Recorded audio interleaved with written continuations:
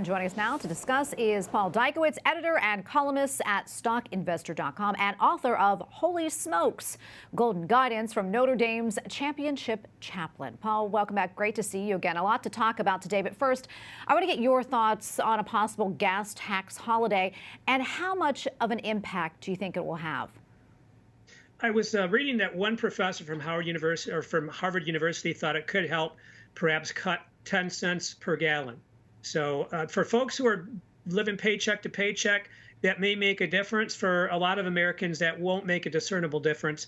It's an effort to try to do something within his control. His party does have the majority in the Congress. However, as your reporter indicated, there is not great support for this to happen, and he may not get enough votes even among his own party to allow it to go forward.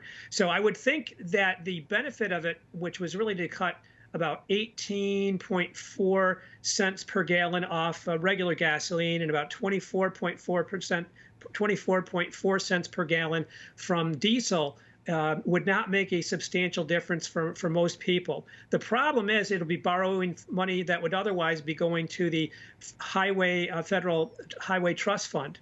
And that fixes roads and bridges and things of that nature. And there's been a great interest in a bipartisan nature about trying to repair the infrastructure upon which we drive. So there is going to be something to be given up. And I don't know whether it's going to be short term or long term. It was proposed for 3 months. But whether it can actually get passed is another question. So there could be some marginal benefits. I know it's an effort for the president to want to do something when people are asking him to take action, but I'm not really sure it'll make a discernible difference for most of us. Yeah, and as you know, of course, the 4th of July holiday is nearly upon us, and no doubt many people will be hitting the roads. Paul, how do you think the high gas prices will impact travel, if at all?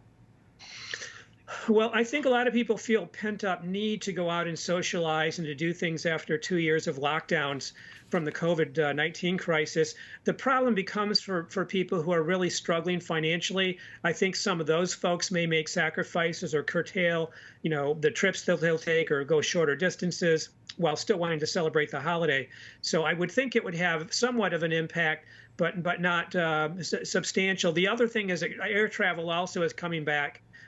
If people can get the flights, because there's a less of an availability of pilots, for example. So there have been some cancellations of flights. There were some buyouts that took place during the pandemic that led to senior people getting packages financially to go ahead and leave.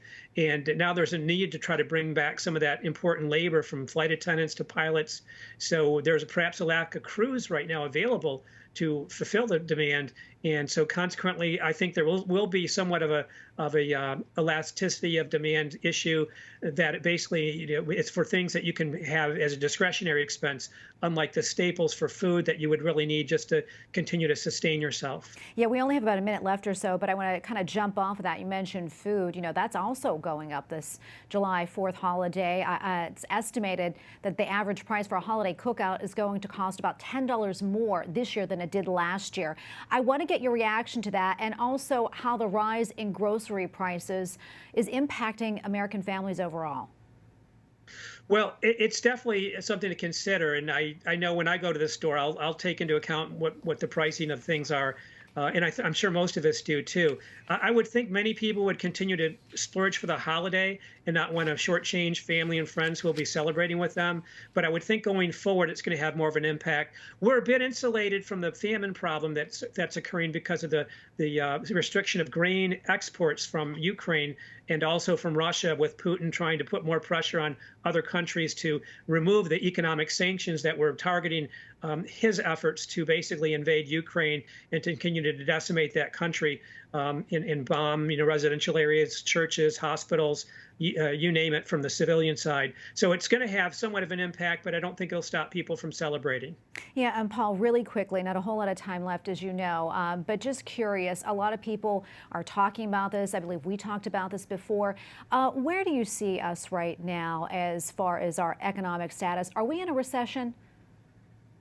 It's difficult to say, because a recession by definition is 2 consecutive quarters of economic decline.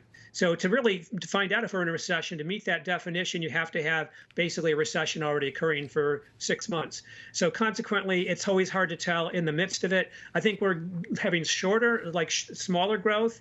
I don't think we're necessarily in a recession now. The good thing is employment is still strong. The Fed is going to will raise interest rates further to help reduce inflation, and that could weaken the economy in the months ahead. So even though we might not be in a recession now, we've got more concerns in the future. And as I said when you interviewed me last time about heading into an economic Lent that would last beyond Lent, this could also go into next Lent. So I think we're going to see slower growth than we've had probably pretty much for the next year, with the interest rate that the Fed is going to continue to cut, perhaps even 0.75% in July, just a month from now. All right. Well, unfortunately, we have to leave it right there. So much more we could talk about. Paul, thank you so much for your time. We really appreciate it. Thank you.